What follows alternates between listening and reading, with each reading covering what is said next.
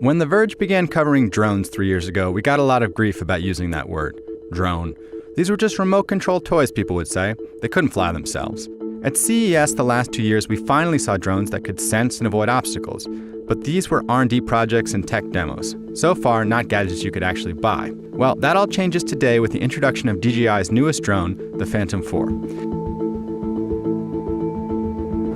This is kind of the drone that we've been waiting for. There were drones that could help you fly, that could take off and land or return home. Then there were drones that could follow you or orbit around you, but they were always blind to their surroundings. If it was following you down a ski slope and there was a tree in the way, the drone doesn't know about that and it's just going to go right into it. So this is a little different. Before, when the Phantom was following me, it was using GPS. So it was following my phone, which was attached to the remote. Now it's using computer vision, identifying me as a subject and then following based on that. That's the real difference, is follow me is not following me, it's following the signal. Whereas active track is actually creating that image of the person, recognizing the 3D image that changes, because you don't look the same when you turn your head to the side as when you do looking forward, or when you're walking, you look different too. But the Phantom 4 is smart enough to recognize that it's still you and stay locked onto you. This is really the implementation that we dreamt of, which is a combination of computer vision that's going to keep the subject completely in frame, and also active obstacle avoidance. So it senses the air environment around it and will make intelligent decisions to avoid collision. Avoiding crashes is a great new feature, obviously, but DJI is using the computer vision technology to do more than just that.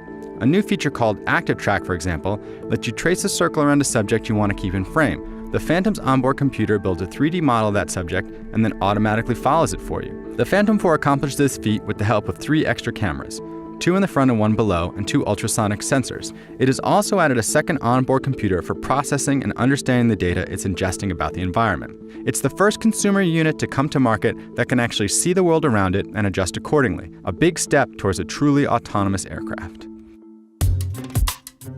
The new Phantom isn't cheaper than previous versions. In fact, at $1399, it's more expensive than the top-tier Phantom 3 was at release. But the pitch from DJI to consumers, especially beginners, is different this time. Normally when people ask me, this is my first drone, what should I buy? I would say buy the cheap one, learn how to fly. I'm getting to a point with this craft, despite what you were talking about, slightly above the Phantom 3 Professional in price when it comes out. With those autonomous flight modes, a beginner can fly this. So the learning curve used to be pretty high, even before the Phantom series. And with the Phantom 3, it became a lot easier to get up in the air, but there's still a lot of confidence issues for people getting up in the air for the first time and learning how to get excellent shots.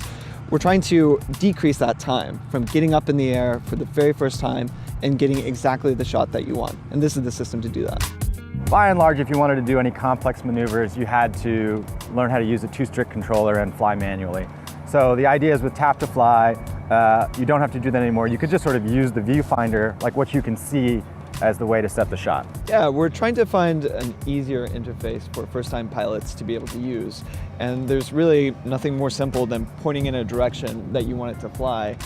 It also makes it easier to get smooth shots. When you're filming in one direction, you're often making little micro corrections that cause the footage to look a little wobbly. Right.